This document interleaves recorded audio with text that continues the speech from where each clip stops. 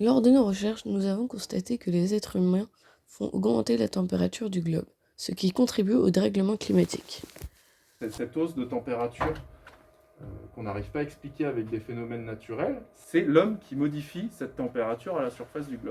Avec le dérèglement climatique, est-ce que l'eau de mer à Brest va devenir plus chaude dans les années à venir? Pour comprendre le fonctionnement des courants marins, nous avons fait 2 expériences. La première expérience nous a permis d'observer que l'eau douce froide circule vers le fond et que l'eau douce chaude se déplace au-dessus de l'eau froide à la surface. Nous avons versé de l'eau froide de couleur bleue et l'eau chaude de couleur orange dans un aquarium rempli d'eau de température ambiante. Nous observons que l'eau froide bleue est plus dense et plus lourde que l'eau chaude. Ceci explique pourquoi l'eau froide descend. Dans notre deuxième expérience, nous avons versé un volume d'eau salée de couleur verte dans un aquarium rempli d'eau douce. La température des deux eaux a été la même.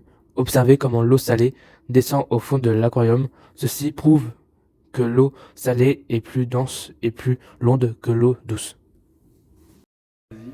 Je suis Hélène Planquette, j'ai 42 ans et je suis chercheur au CNRS en biogéochimie marine. Et moi je m'appelle Fabien Perrault, j'ai 34 ans et moi je suis instrumentaliste. Je m'occupe des instruments de mesure qu'utilisent les chercheurs pendant leur mission en mer. Plutôt de l'électronique. Est-ce que l'eau de mer à Brest va devenir plus chaude dans les années à venir?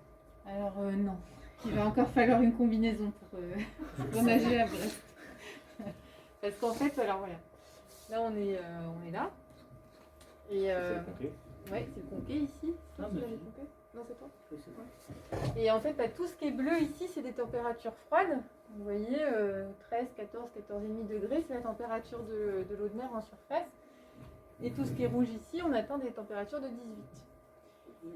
Et en fait, juste devant Ouessant, ici, on appelle ça le front d'Ouessant. C'est une langue d'eau de mer froide qui descend. Et celle-là, elle va rester. Et c'est vraiment une barrière aux températures chaudes. Donc même ici, si ça se réchauffe de quelques degrés, ce qui va probablement arriver, mais il y a toujours cette barrière d'eau froide ici. Donc Finistère Nord, il faut la combler. On n'a pas le choix. Là, ça va pas changer. De voir que, notamment à Brest, la température de surface de la mer a augmenté d'un dixième de degré tous les 10 ans. Alors, on va dire, c'est pas grand-chose, hein, c'est quand même faible. Sauf que c'est considérable, puisque l'océan, c'est une part énorme d'énergie. Résumé, si les eaux du courant du Franc d'Ouessant au large du Finistère Nord et de la ville du Conquet resteront froides, nous pouvons néanmoins nous attendre à une augmentation régulière de quelques dizaines de degrés de la température de la surface de la mer dans la rade de Brest. Pour nager longtemps, gardez donc vos combinaisons.